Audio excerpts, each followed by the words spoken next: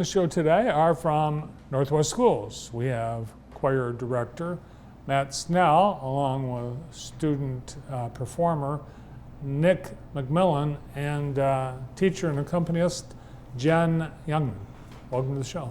Thanks for having us. It's good to be back. Yeah, great to have you guys back and great to see you in person because I was looking forward to the chance to congratulate you and all of Vocal Dimension for the awesome show you did with the JSO and the Queen show a couple weeks ago. Yeah, Genes and Classics. Yeah, Maestro Alban reached out to us in the fall and said, hey, think you guys can handle this? And we've been really fortunate to kind of become the symphony's like go-to choir. And we really like that. And this was something unique, and I looked at the music, and it was a push for us. I think A little bit.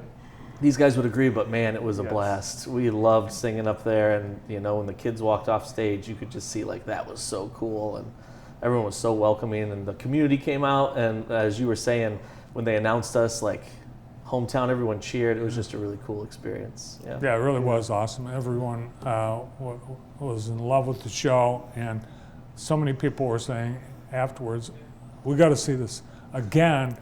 They got to do it again. Yeah.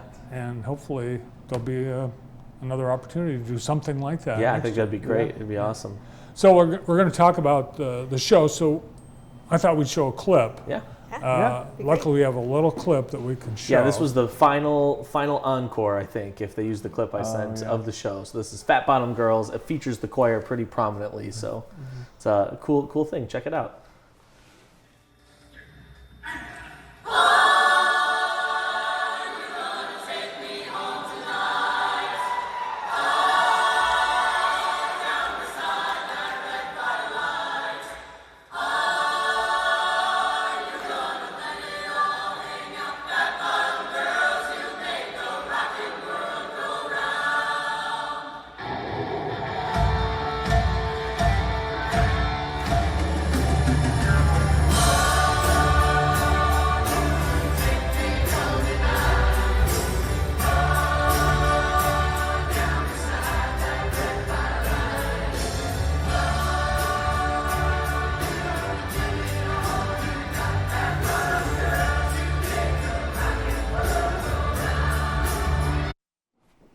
Awesome.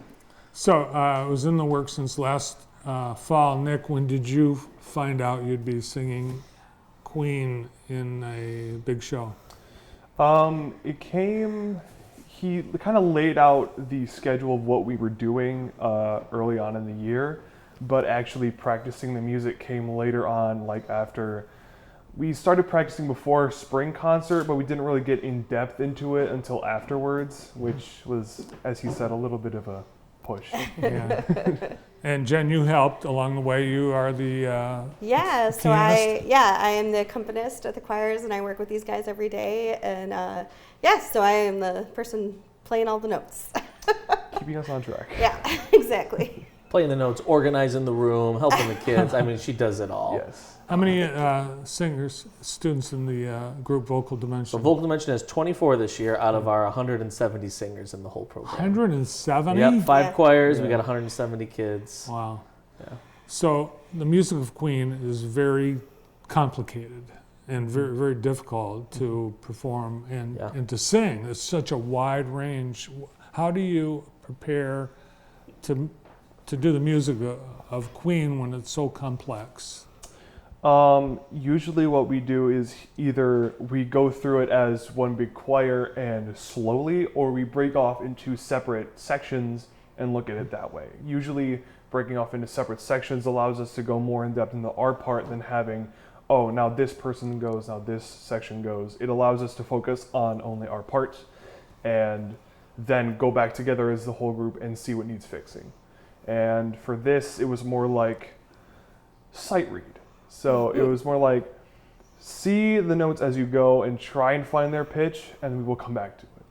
One song that I thought was amazing, one of the songs, and tell us a little bit about this particular song. Your cue was one note, vocal by the lead, and you hit it like it was dead on, super tight. How did you get that? Sure. We're, like he mentioned sight reading. We have just really good musicians who just can read.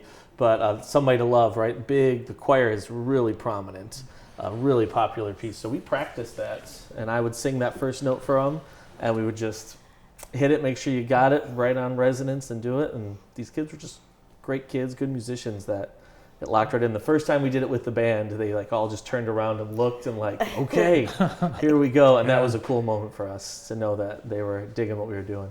Yeah, the band leader several times complimented your group and the symphony, and I think he genuinely was blown away because they do this all over, Yeah. and they meet up with local orchestras and local choral groups. Yeah, Genes and Classics is the company, and they run all kinds of things like this. And I knew right away. At the moment, I knew actually was they had a social media guy backstage, and he was videotaping the band, and then we sang, and all of a sudden he focused all of his energy on the kids, and I thought that was great. I was like, all right, we've shown up, we've shown what we can do, and that was really special. So this group comes into town one day. I mean, they don't come in. There's no days of rehearsal.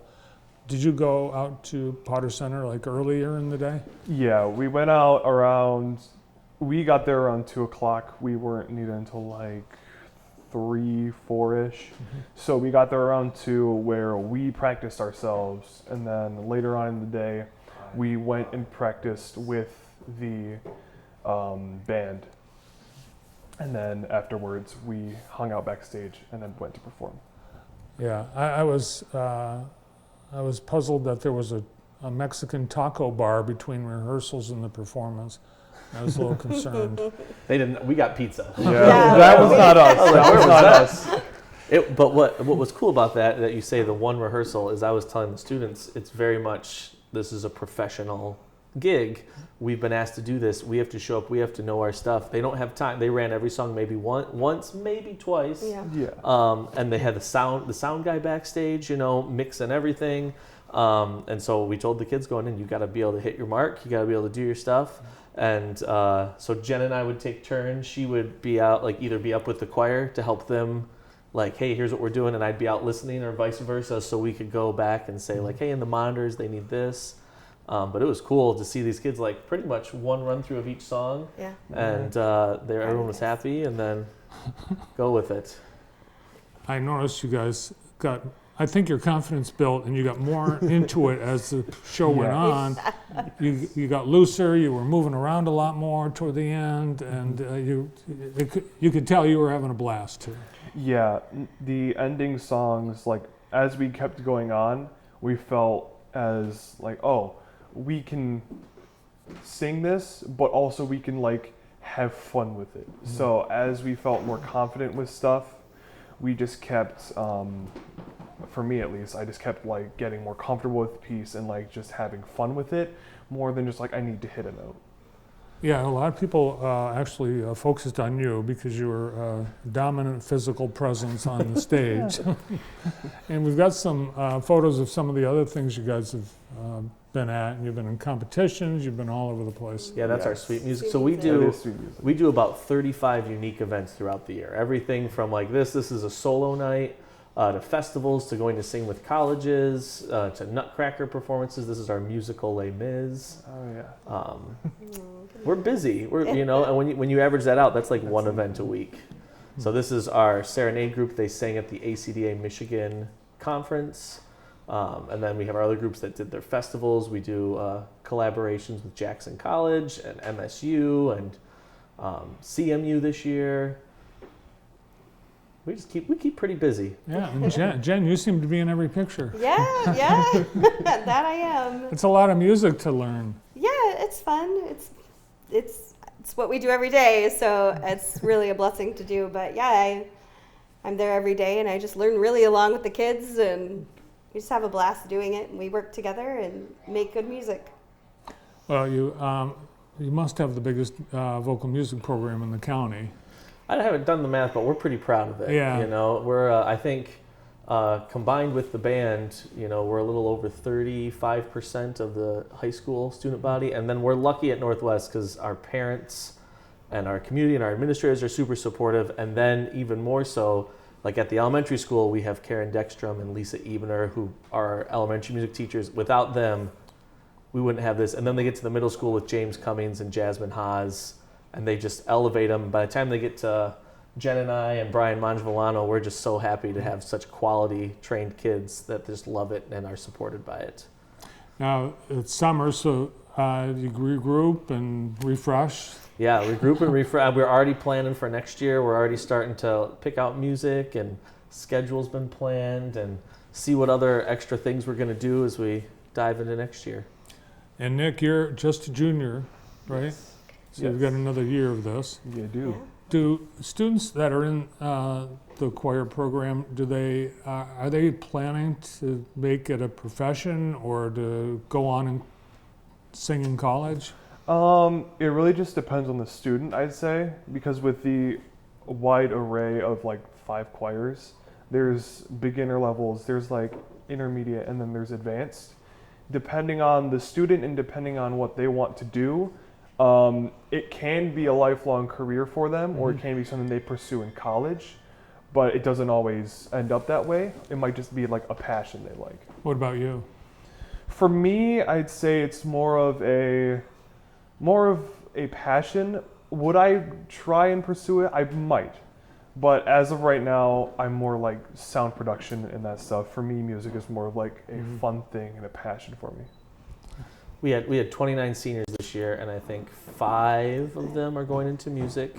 And then every year we have numerous ones that get scholarships that they'll go sing, and the school will say, hey, we'll give you some money if you'll sing in the choir. And that always makes us happy to know that they're continuing music going on. Well, you don't give them money to sing in the choir. You've just made it cool to be in the I choir. hope so. Yes. They make it Yes. like we're just, like I said, we're so lucky. The culture at Northwest and the support we get really allows us to have that, and the kids make it so much better. We have the best kids, I always say. Well, great to have you guys here. We wanted to have you in because you're definitely the talk of the town for that week It's after great that to hear. concert. We love to hear Yeah. that. Love that. Yes. Oh, we'll look forward. Hopefully it'll happen again, Matt Aubin. You need to bring back these guys and then Yeah. team them up because they do other. They do. Yeah, so last year we did Mahler with them, and we do Nutcracker with them. We've done Star Wars and like a space theme. Our middle school will do a Harry Potter concert with them. Like all Matt has to do is reach out, and we're pretty much always ready to come and perform with them because we have just one of the best symphonies. We're so lucky here, and we're lucky we get to work with them. Yeah, we really are. Well, great to have you guys here. Have a great summer. Thanks for coming in. Yeah, thanks for having us. Thank you for having It's us. great. You bet.